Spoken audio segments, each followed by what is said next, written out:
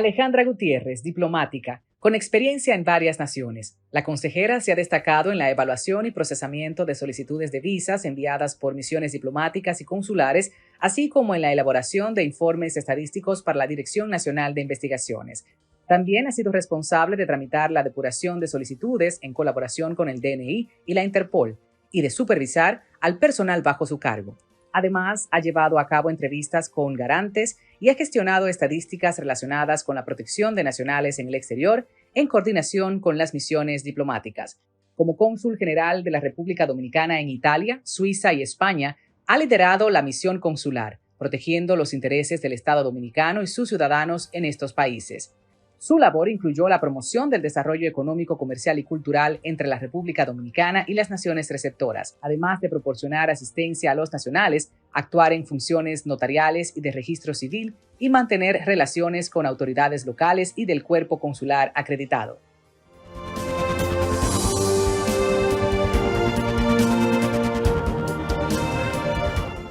Muchas gracias por permitirnos el favor de su atención. Estábamos compartiendo con ustedes algunos datos importantes sobre la carrera profesional, la experiencia de nuestra invitada para este fin de semana. Sin embargo, es ahora cuando tendremos la oportunidad de hablar, de conocer y aprender de más de 25 años de ejercicio, de aportes a la República Dominicana a través de diferentes funciones, estados, conocimientos y aprendizajes generales. Es para mí un placer, Alejandra, tenerla aquí en esta conversación y conocer un poco más sobre el trabajo consular, la responsabilidad, la diferencia de las visiones políticas, que es importante, dependiendo del contexto, de hacia qué se dirige la República Dominicana en su política exterior, el hombre, la mujer, que encabece cada una de esas responsabilidades, de forma que, de antemano, muchas gracias por esta conversación. Muchas gracias a ti por la invitación y por darme la oportunidad de compartir unos años de experiencia que para mí han sido de mucha satisfacción, no solamente a nivel internacional, sino también dentro de mi sede de trabajo, que es el Ministerio de Relaciones Exteriores. Claro, Alejandra, debemos conversar sobre la academia, el interés de los y las estudiantes cuando hacen las preguntas, cuando inician una carrera de relaciones internacionales o que quieren formarse para el servicio exterior. Al 2024, porque todavía está aportando en muchos diplomados, en la carrera, en el INESDIC también, ¿qué se está percibiendo del estudiantado? O sea, ¿cuáles son los intereses generales? El interés general principalmente es la curiosidad de saber cómo es el manejo de lo que es un cónsul, cuáles son las funciones, qué se hace. Y bueno, hay muchas curiosidades, muchas preguntas que muchas veces van fuera del área, pero realmente es curiosidad por saber cómo se trabaja, qué se hace, cómo se maneja. ¿Hasta dónde llega? Hasta dónde llega. Porque ¿Y se sabe la diferencia entre la responsabilidad de una embajada y un consulado? ¿O no van con eso claro? No van con eso claro. Creen que una embajada hace lo mismo que un consulado, cuando no es así. Bueno, lo que podemos explicar es que la embajada es la misión diplomática, que es la jefa de misión en un territorio, que sí tiene una sección consular, pero realmente la cabeza de esa misión es un embajador, que maneja normalmente los temas políticos, económicos, de cooperación, también temas consulares, pero ¿qué pasa? Que una misión consular, un consulado general, quien es el jefe de misión es el cónsul, que trabaja directamente para la comunidad. Con funciones muy distintas. Con funciones distintas. Una operativa, una más protocolar y de representación. Sí. Está la parte de negociación, todo eso hay que explicarle. Sí, exactamente. Realmente las negociaciones depende.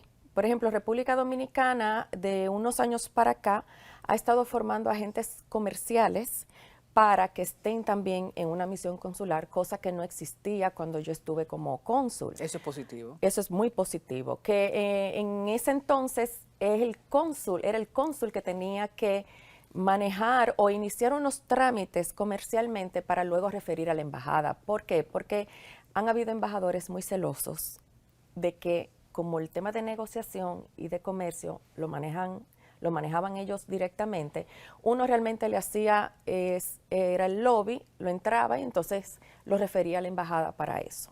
Ok, señora Gutiérrez, una pregunta. ¿Qué tanto ha cambiado la visión de centralizar el trabajo, de la discrecionalidad que antes se vivía, no sé ahora si sigue igual o peor? ¿Qué tanto ha cambiado en ese aspecto el trabajo consular, específicamente? Bueno, realmente no sé si eso se ha modificado, porque de por sí debe de haber discreción, debe de haber confidencialidad a la hora de uno hacer el trabajo. Más que, por ejemplo, la parte consular reporta directamente al viceministerio consular que está en Cancillería y también reporta a un embajador, pero de por sí el trabajo debe de ser un trabajo discreto, con confidencialidad. Eso por la parte de seguridad nacional y todo lo Por demás. un tema de seguridad Pero yo me refiero más nacional. como al tema de gasto, el tema de los nombramientos, esa parte que siempre es la que se ha escrito, que en muchos gobiernos se ha criticado, tal vez hemos desarrollado en un camino positivo en ese sentido o no, desconozco. Bueno, yo considero de que el tema político como nombramiento, eso todavía Claro, existe. claro. Lo que yo Irá cambiando con la ley, dicen, apuntan, esperan y aspiran. Bueno, Nuestros yo embajadores y cónsules. lo que considero es que debe de hacerse un levantamiento. ¿Por qué? Porque todavía hay muchas personas que tienen una trayectoria brillante, hay personas muy competentes que están todavía en funciones. Entonces yo considero que debe de hacerse un levantamiento antes de nombrar gente nueva, de que no tiene el conocimiento, que, por ejemplo, se prepare un diplomado por un mes, no es suficiente. Claro. Entonces, debe de hacerse, creo que, un levantamiento, primero para saber a quiénes van a nombrar o a quiénes van a dejar en funciones, que sean los que aporten los técnicos. A quiénes van a mover. A quienes ¿Quién ya se ha ganado una plaza? Exactamente. Dada su experiencia, por meritocracia. Por eso mismo, o sea, hay que saber quién es el técnico, la persona de experiencia, para poder utilizarla, porque si no, entonces vamos a caer en un círculo de desconocimiento que a la hora de la verdad la persona no va a saber cómo va a hacer el trabajo. Eso me lleva a colocar entonces en la conversación la misión consular, el trabajo consular, teoría y práctica. Hablemos de eso. Bueno, la teoría está ahí, ¿no? Yo realmente en los diplomados primero hablo sobre el tema, el esquema legal que se tiene, porque todo tiene, Claro, tiene su librito, claro. ¿Verdad? Como quiera, la diplomacia de por sí existe, se maneja de una manera muy diferente. A nivel internacional es muy estricta. Y, por ejemplo, nosotros tenemos la Convención de Viena sobre Relaciones Consulares del 1963, que yo le llamo la Biblia, porque ahí está todo lo que debe de conocer y acoger una persona que vaya a ejercer funciones consulares en un estado extranjero, como está la Convención de Viena sobre Relaciones Diplomáticas de 1961, que también se debe de acoger a los que van a trabajar en una embajada. Entonces, nosotros aquí tenemos la ley orgánica del Ministerio de Relaciones Exteriores, que es la ley 630 del 2016, que sustituye a la ley orgánica 314 del 1964, con la diferencia es que la ley orgánica actual tiene un reglamento que es el 142-17, que no lo tenía la ley anterior. Entonces, tenemos también la ley sobre funciones públicas de los cónsules, que es la ley 716 del 1944, que todavía no ha sido modificada, así como otras leyes que deben de modificarse para actualizarlas a los tiempos que estamos viviendo ahora. Entonces, ¿qué pasa? Que una cosa es, como dices tú, la teoría, y ya cuando uno llega allá, al sitio de destino, pues la práctica es totalmente diferente. Claro, uno recordándose y basándose en lo que uno aprendió a nivel teórico, pero la práctica envuelve mucho tu forma de desenvolverte, tu forma de pensar, tu forma de saber qué tú vas a hacer. Por ejemplo, con un nacional, cuando tiene una situación delicada, a quién tú te tienes que dirigir, que por eso es muy importante que cuando un cónsul o un vicecónsul, o, en este caso, que es la parte que más me compete, llegue a una misión, es importante darse a conocer ante las autoridades de la ciudad y con los colegas también de un cuerpo consular o de una asociación consular, que normalmente los cónsules están agrupados, para que a la hora de que uno tenga una dificultad con un nacional principalmente, o uno mismo, que pueda pasar algo, uno sepa a quién uno se debe dirigir. Usted mencionó varias cosas que yo estoy sacando. Una, dijo convención de bienes y yo estoy pensando en una de los aspectos importantes. No puede hacer negocio de forma particular, no se puede lucrar de forma particular. Entonces, eso también hay que hablarlo porque hay algunos consulados que son más atractivos que otros. Históricamente ha sido así, ustedes saben que es una realidad, se ha escrito, se ha investigado sobre el tema y debemos conocer su percepción al respecto. Y por otro lado, ese conocer a las autoridades de República Dominicana, dependiendo del destino, cómo hacerlo, porque nosotros somos una cultura bastante particular y somos canchancheros y nos encanta romper precisamente los protocolos y las buenas formas. Tenemos que hablar de eso porque usted estuvo ahí. Sí. Yo quiero conocer esa experiencia. Vámonos primero con los negocios. Cuénteme de su percepción. ¿Cuáles serían, al entender de la gente o de las personas que están trabajando en los diferentes consulados o que aspiran a ser nombrados, los más atractivos y por qué? Bueno, hasta ahora nosotros tenemos, por ejemplo, consulados generales grandes. Está Nueva York, está Miami en Estados Unidos, está el consulado en Panamá, está la misión consular en Caracas, Venezuela, que son consulados que tienen mucho movimiento, de muchos servicios, y por ende los servicios se cobran. Hay diferentes Tarifa, servicios. Sí. No, los servicios tienen una tarifa, que aunque no está regida actualmente por una ley, como antes, se cobra y normalmente se deja un margen para el consulado. Antes, cuando existían las facturas consulares y las facturas comerciales, que había que legalizarlas, y como eso es un trabajo notarial, pues había un porcentaje de ese servicio que iba a manos del cónsul.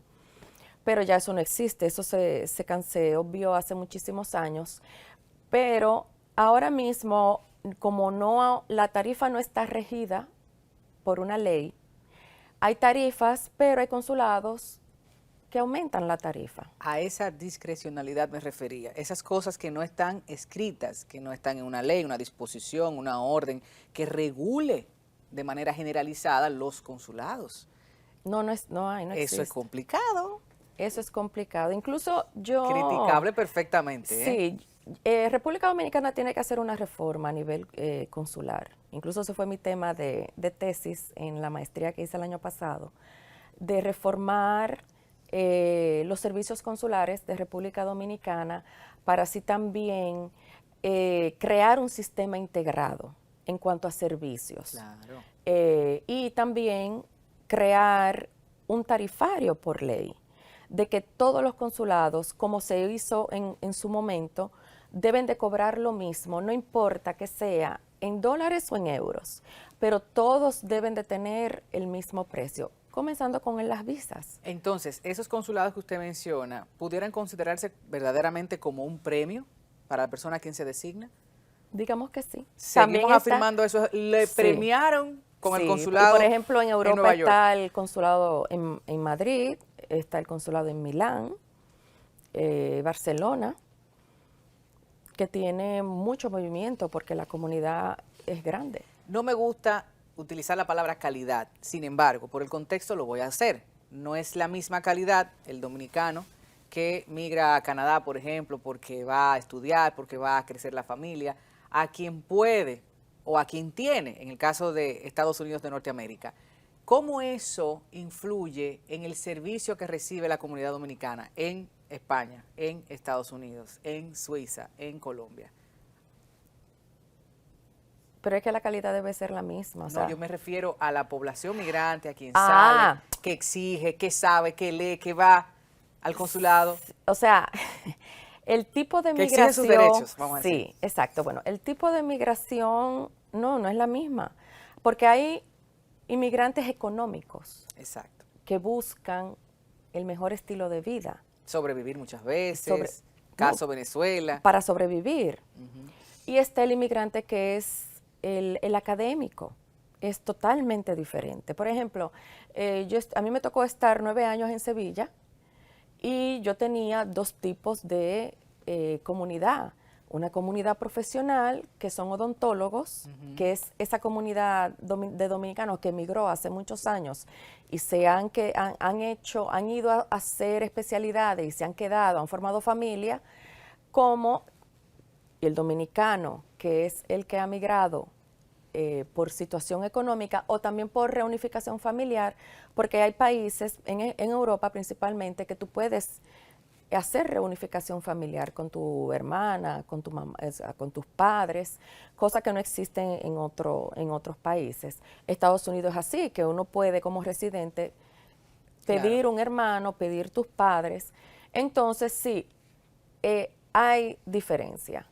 ¿Qué tanto es el reto, qué tan grande es el reto para ustedes que han recibido los diferentes casos cuando se trata de una calidad educativa inferior, desconocimiento de los procesos, de sus propios derechos? Para mí es que es igual, porque es que a la hora de la verdad tú le tienes que dar un servicio. Y si tienes que explicar claramente cómo es el tema, cómo va, si grita, si no grita, bueno, pues entonces uno lo que busca es la manera de darle el servicio para que esa persona se vaya satisfecha, no importa quién sea. ¿El Estado influye, la nación, el país en donde se encuentra ese consulado, por la cultura de ese país? No influye. No influye. El dominicano es dominicano donde sea, es el mismo, no pierde su esencia. Los hay que sí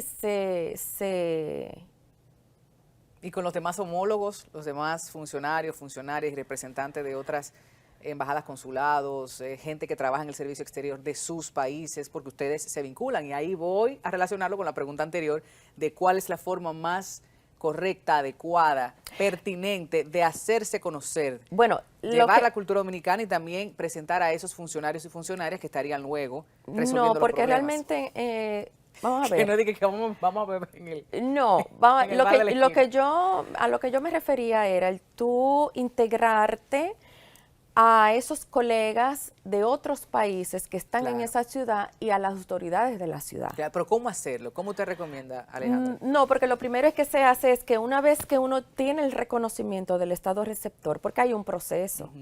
Por ejemplo, nombran a uno como cónsul, ¿verdad? Te dan el decreto. Eso no quiere decir que tú eres el cónsul todavía. ¿Por qué? Porque tú tienes que esperar primero la aceptación del Estado receptor para dónde vas, de que ellos te van a recibir como cónsul o como el funcionario competente en esa misión, ¿no? Ojo, ¿qué ha pasado? Que estados no aceptan y han tenido una postulación, candidatura o nombre, como usted le quiera poner. No, el nombramiento no lo aceptan. No lo han aceptado y han tenido que revocar eso. Sí. Luego, sí, porque todo el mundo cree que nada más el decreto. No, entonces, una vez, todo eso lo maneja Cancillería con la embajada nuestra que está en ese estado para donde uno va. El estado, la embajada se comunica con el Ministerio de Relaciones Exteriores de ese país, ¿verdad? Entonces, cuando llega la aceptación, bueno, pues ya uno comienza a prepararse para uno irse. ¿Qué pasa? Que cuando uno llega, que se supone que el cónsul saliente debe de esperar al entrante, cosa que no es así, no sucede. Volvemos con la práctica. Exactamente, no sucede en la práctica. Normalmente te recibe o el vicecónsul, los auxiliares que están en esa misión, pues entonces uno cuando entra, porque uno tiene que esperar la visa, o es un país que tiene supresión de visado diplomático, bueno, pues como quieras, tú llegas, tienes que reportar a la embajada de que ya tú llegaste, tienes que mandar tu pasaporte, copia de la visa, del sello de entrada, porque eso ellos lo remiten al Ministerio de Relaciones Exteriores. Entonces, para un cónsul ejercer en el estado receptor necesita un permiso que es el exequatur. Sin ese exequatur, uno no puede hacer nada fuera de la misión. Mientras uno está en espera, uno va trabajando con cosas que vienen para acá.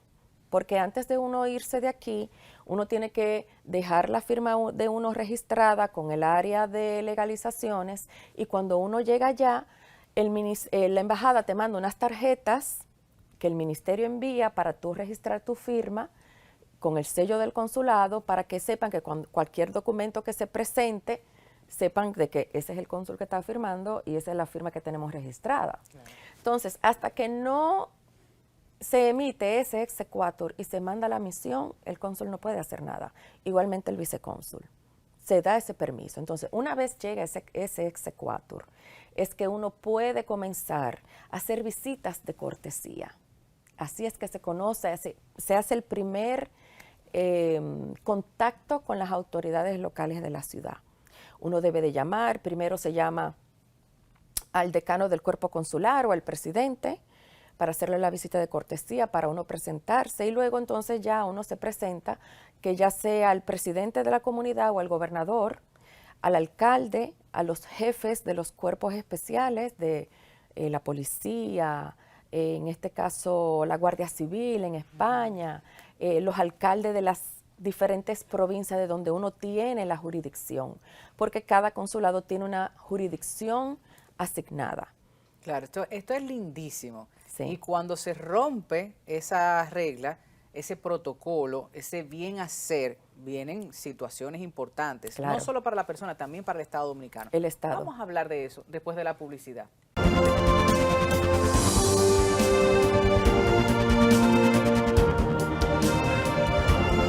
Sigo conversando con Alejandra Gutiérrez Díaz y nos quedábamos con la idea de qué sucede cuando se rompe el protocolo, la formalidad, la ley, la base del servicio, de la labor, de ese compromiso que tiene un ser humano a través de su investidura, de la representación, que es bastante importante ante una nación cual sea.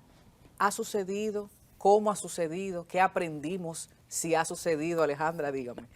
Bueno, mira, perdón porque me ría, pero sí, en mi tiempo hubieron situaciones, claro que sí, que normalmente son los embajadores que manejan esos casos con la Cancillería. Pero cuando se rompe eso, por ejemplo, con personas de la ciudad donde tú estás, es que uno queda mal, pero no es uno que queda mal, es el país, claro, el país que queda mal. Porque al final de cuentas, por ejemplo, yo no era Alejandra, yo era la cónsul dominicana. Entonces, el trabajo consular y el que uno esté nombrado, que uno tenga ese privilegio y ese honor de que hayan tenido esa confianza contigo, de darte un trabajo para representar a tu país fuera, es que es eso. Tú eres cónsul 24 horas sobre 7, 365 días al año, y tu comportamiento, no solamente profesional, sino tu comportamiento personal, va de la mano de ese trabajo.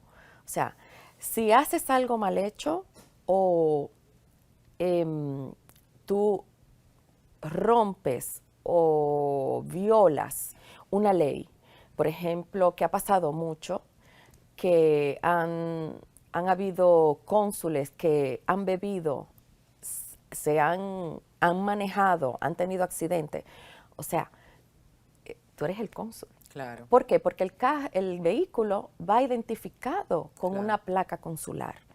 Entonces, eso es un comportamiento que no solamente eres tú, sino es el país. Claro. ¿Sanciones?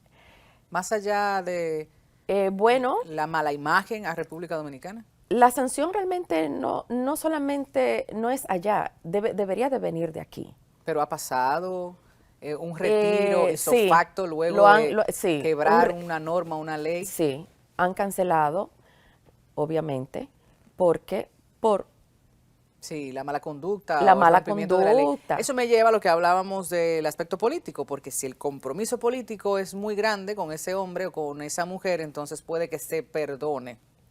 No, no debería de No debería. perdonarse. ¿Ha pasado? Bueno, en mis tiempos no.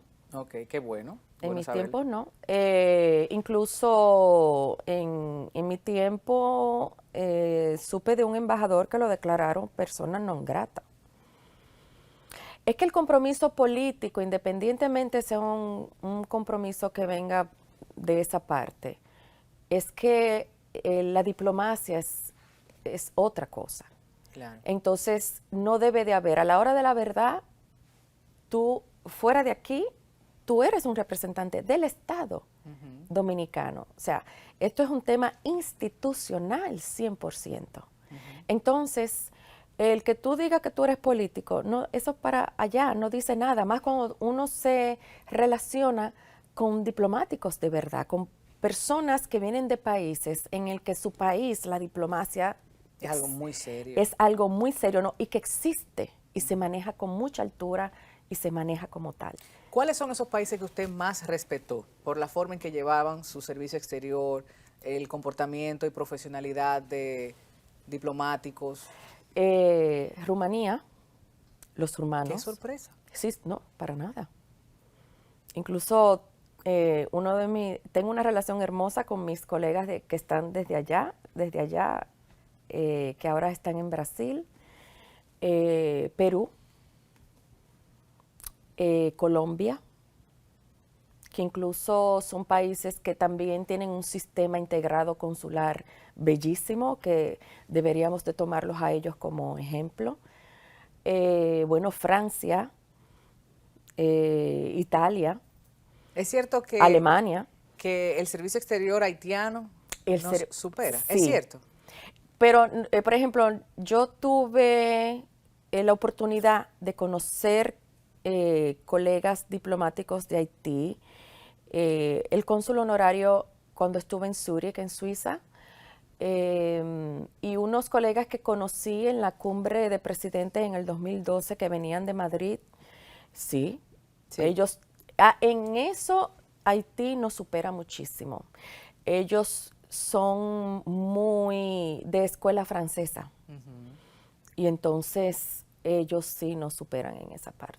El tema dominico-haitiano fue un problema para liderar equipos, para llevar el tema del servicio exterior. Para nada. Qué bueno. Por lo menos en ese tiempo, no, porque todos depende, yo le pregunto, porque dependiendo del contexto, ¿se activa o no el tema? No, el para tema nada. dominico-haitiano, dependiendo, No. vamos a sacarlo, vamos a apagarlo, lo sacamos de nuevo, lo volvemos a pagar. No, bueno, porque en ese tiempo no. Primero porque yo no tenía una misión consular de Haití cerca, en los sitios donde yo estuve, pero al haber compartido con ellos, para nada, porque realmente el equipo de Haití que lo conocí en esa cumbre, es que todos estábamos con el mismo objetivo, de trabajar en esa parte y de cada quien llevaba un rol. Pero sí, ellos son muy buenos. Muy buenos. De los aspectos que tenía aquí, y bueno, que ya empezamos grosso modo a tratar, es la visión europea, latina, norteamericana, para no irnos a Asia. ¿Cómo se vive con esas culturas y con esos homólogos en el día a día del servicio exterior, de la responsabilidad de un consulado, de una población que estás representando? Porque en la mesa se conversan. Hay cosas que uno ama de su patria y otras que sabemos tienen oportunidades de mejora. Cuénteme un poco de esa experiencia cultural. Bueno, yo entiendo que uno a la hora de hacer este tipo de trabajo, uno debe de ser muy abierto mentalmente para poder absorber, coger y dejar. Hay cosas que no gustan, hay cosas que realmente uno dice, wow, sí, mira qué bien, se vive aquí. En temas de conversaciones siempre eran conversaciones en torno a situaciones locales, no tanto uno hablaba del tema de la comunidad, sino eran conversaciones en sentido general. Yo considero de que uno debe de ser flexible también para poderse integrar y no vivir de espaldas a ciertas cosas que uno debe de manejar y de vivir. Con los dominicanos yo creo que lo importante es siempre tener ese acercamiento, porque también muchas veces uno se topa con colegas de que no están a la mano, no se relacionan con la comunidad. Y sí, hay que relacionarse. ¿Por qué? Bueno, porque el dominicano, en sentido general, le gusta conocer a la persona que está delante de un consulado o un embajador, si sabe distinguir entre una cosa y otra principalmente, para sentirse apoyado en cualquier momento o a la hora de que van a la misión a buscar, a solicitar un servicio, lo primero que dicen, ¿y el cónsul? Oh, no, es una señora, ¡ay, la cónsul! ¿Dónde está? Yo la quiero conocer. ¿Entiendes? Pero yo considero de que uno debe de buscar la manera de integrarse, tanto en el ámbito profesional hacia afuera, a la hora de conocer los alcaldes, los jefes de militares, de la policía, o sea, y cada vez que uno tiene la oportunidad en una recepción, porque siempre hay recepciones, ¿no? Tanto días nacionales como colegas que celebran su fiesta patria, etcétera, etcétera, buscar la manera de tener ese contacto. ¿El Estado Dominicano ha avanzado en materia consular o nos estamos estancando? Nos estamos estancando. ¿Cuáles son las 3 principales críticas para construir? ¿Qué podemos hacer en este 2024? Lo primero es modificar las 2 leyes que son, hay 2 leyes que son muy puntuales para la función consular, que es la ley 716 sobre funciones públicas de los cónsules, que es del 44, y la ley de visas, que es del 78, que no ha habido una manera de que se modifique. Debe de ampliarse la tipología de visados. ¿Por qué? Porque las cosas cambian con el tiempo, las necesidades también. Entonces, actualmente se utilizan tipos de visas que no van acorde con una razón X que ese extranjero, por ejemplo, necesita. Otra cosa es que yo considero, como lo mencioné, de buscar la manera de integrar los servicios en cuanto a la Junta Central Electoral, la emisión de pasaportes, la emisión de antecedentes no penales. ¿Por qué? Porque el tema de llevar una Junta Central Electoral dentro de un consulado, que primero ellos no son los que están autorizados a ejercer en otro territorio, esa función la ejerce el cónsul a través de la ley 716. El ser notario, oficial de Estado Civil, el ser de registro civil, eso está contemplado en la ley 716. Duplicidad. Y por ende todo lo que deriva de eso. Exactamente. Entonces, ¿qué pasa? Que debe de haber una integración en los servicios y el tema de migración. ¿Por qué? Porque hay visas que llevan procesos migratorios.